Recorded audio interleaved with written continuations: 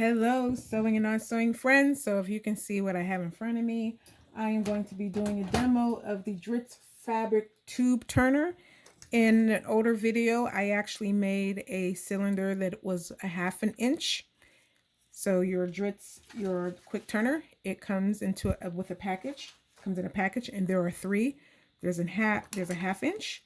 There is a 3/8 of an inch, and then there is a 3/16 of an inch. So those are that's the resulting diameter of the cylinder that you're going to make. The two larger ones, they come with wooden dowels so that you can turn your fabric, but the smallest one, 3/16, comes with a metal rod, because if you were to use a wooden dowel to turn something this small, your dowel would actually break on you. So that's why there's a metal one in here.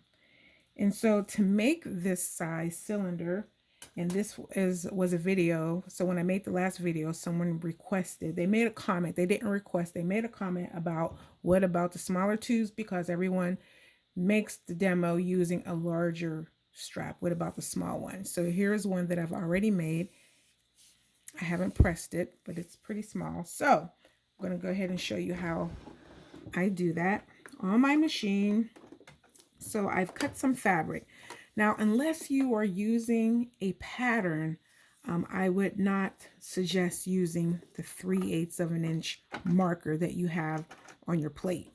That's if you have one. So, because the pattern piece will be cut out in the way that once you fold it and press it and you go to stitch it, your tube is going to be 3/16. It's going to give you 3/8 of an inch seam allowance, or result in a tube that is stitched at 3/8. But what you want to do when you cut out your own piece, so you cut out some fabric and you want to just create a tube that's a tiny tube. So I have a piece of fabric here, and it has already been pressed. So here it is. So I've folded in half and I've pressed it already. I'm going to take my folded end and put it on my right side, and the open end is going to be on my left, because what I want to do is I want to put my fabric, I want to put that fold on the 3/8 of an inch line, thereby making sure that my stitching line is going to be 3/8 of an inch from the folded edge, because that's what this is, a tube. So that's what we need to do. So here I'm going to go ahead and drop my stitch. I'm going to lock it in place by going back. I'm going to adjust it, and I'm going to sew forward, making sure that my fold stays on that 3/8 of an inch line.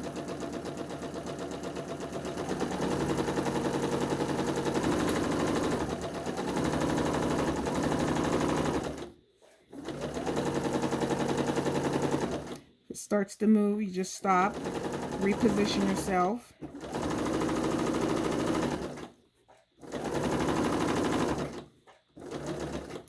Alright, I'm going to grab the back. This thing is trying to go willy-nilly on me. Okay, now I'm at the end. I'm going to turn my fabric 45 degrees, and I'm going to make my stitch smaller because I need to close this off. And if you do it with a regular stitch, when you go to push it through, when you go to push the metal rod through, it'll break through your stitches. So you want to make sure that you decrease your stitch line so that you have smaller stitches near the opening.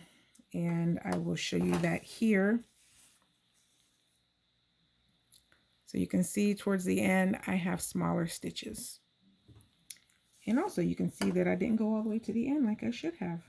Naughty. Oh, this thread, this fabric just frays like crazy. So I'm going to go ahead and tie my ends together to keep this closed, so the threads do not come out. I'm just going to tie it twice. Here we go. Now I'm going to cut my thread, and then I'm going to take my scissors, And I'm going to cut the edge off here. And I am going to cut all this seam allowance away, because what you don't want is all this extra fabric to be inside your tube. So you want to be careful to not cut your stitches, because if you do, you would have to start over. There's no solid comeback from that. And because I'm holding it in my hand so you can see it, it's really moving. It's moving all around. I'm almost to the end. Okay. Let's go ahead and move this out the way. Black fabric everywhere. So there is the tube cut. Little rickety right there, but that doesn't matter. You just want to cut off your seam allowance. Here's your point right there. So now I'm going to go to my 3/16 of an inch tube turner. So I want to show you on a ruler, so when you kind of like line this up, that your stitching line should be 3/8 of an inch from the edge. So what you're going to do is you're going to take your tube and you're going to slide it inside this channel. There we go. And it will slide all the way to the end. Okay. So now you have your metal rod. Oops, stop bouncing. With the metal rod, you're not going to use the metal rod to slide all the way into the tube turner.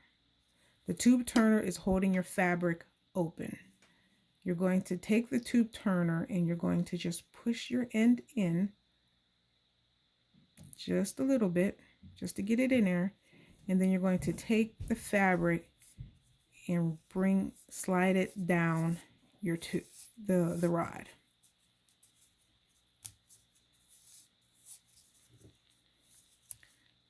See there? Now I'm going to take my tube off the rod, and then I'm going to continue rolling this down. I'm going to use the tip of the rod to get my point good without busting through, and then I'm going to take out my rod. And then you can go to your pressing table, make sure that your seam allowance is to the side, and carefully press this nice and flat. And then you have, so I'm going to go ahead and make these even. So then if you need to add a tie to a project, I'm just going to go ahead and put that there. Let me move this out the way. Now you have two ties. I didn't press them, but you can see that I have two ties.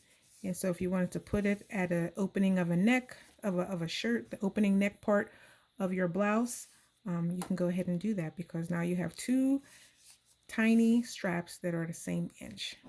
So that is it. Thank you for watching. I appreciate it. Like, subscribe, comment, all those good things. And I am hoping to have more videos soon. Thanks for watching.